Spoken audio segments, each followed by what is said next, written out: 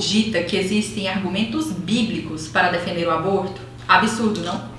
Eles argumentam que o feto é subhumano, ou seja, é apenas um ser humano em potencial e que a própria Bíblia estaria mostrando isso. Dentre os argumentos, eles citam Gênesis 2:7, que diz que o homem tornou-se uma alma vivente apenas depois que Deus soprou o fôlego de vida em suas narinas, e que isso mostra, portanto, que os nascituros não são humanos, não são vida, porque não respiram ainda. Só depois de nascidos é que eles respiram e, consequentemente, eles passarão a ser vivos. Eles citam também Jó 34:14-15, quando Jó deseja que Deus recolha o seu... Eles citam também Jó 34:14-15, quando Jó deseja que Deus recolha o seu fôlego de vida, porque assim toda a sua carne expiraria. Ou seja, mais uma vez associam a respiração com a vida. Eles citam Mateus 26:24, onde Jesus diz sobre Judas: melhor seria se ele não tivesse nascido. Ou seja, eles concluem que a vida começa mesmo com o nascimento. Até na Bíblia, senão Jesus diria: melhor seria se ele não tivesse sido concebido. Mas o que essas pessoas não reparam é que elas são desonestas com esses argumentos. São desonestas porque são meramente tendenciosas, não enxergam a Bíblia como um todo e usam de versículos isolados, mal interpretados, para defender de forma forçada o aborto, usando a própria Bíblia como argumento, o que é bastante absurdo e desrespeitoso com os cristãos e com o próprio Deus. Primeiro, o fôlego de vida não é o início da nossa humanidade, nem da nossa vida. A Bíblia é muito clara sobre a existência de vida até mesmo depois da morte, que é justamente o momento que não mais respiramos. Inclusive, é justamente esse o cerne do Evangelho, da Bíblia toda, que diz muito claramente que quem crê em Jesus como Salvador da sua vida herdará o reino dos céus, viverá eternamente no céu com Jesus e todos os salvos, mesmo após a morte.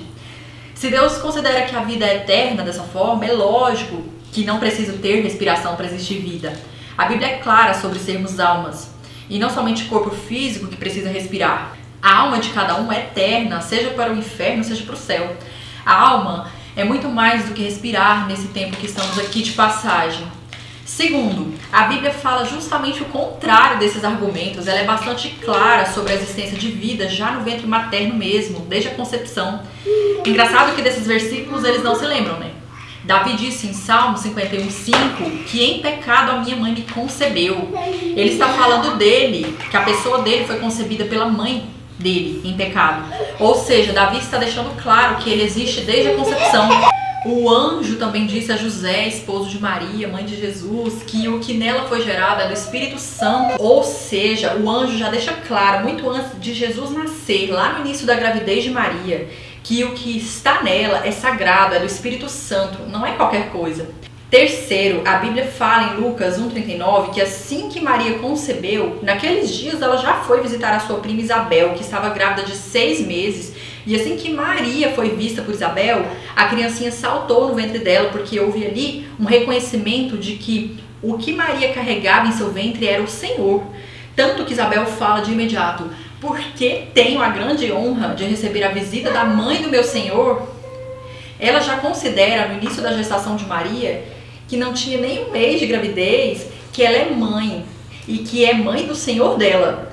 Além disso, a criancinha pula no ventre de Isabel, ou seja, é alguém que está ali no ventre dela. Um ser humano, uma criança com sentimentos, inclusive.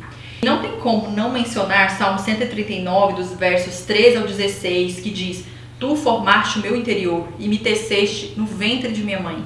Eu te agradeço por me teres feito de modo tão extraordinário. Tuas obras são maravilhosas e disso eu sei muito bem. Tu me observavas quando eu estava sendo formado em segredo, enquanto eu era tecido na escuridão. Tu me viste quando eu ainda estava no ventre. Cada dia da minha vida estava registrado em teu livro. Cada momento foi estabelecido quando ainda nenhum deles existia. Salmo 139, do 13 ao 16. Então, jamais caia nesses absurdos que a Bíblia jamais diria. É óbvio que essa é mais uma estratégia covarde de tentar convencer a aceitação de assassinatos desses seres inocentes que são os bebezinhos. Que Deus abençoe você e te ilumine para a verdade, que é uma só, Jesus.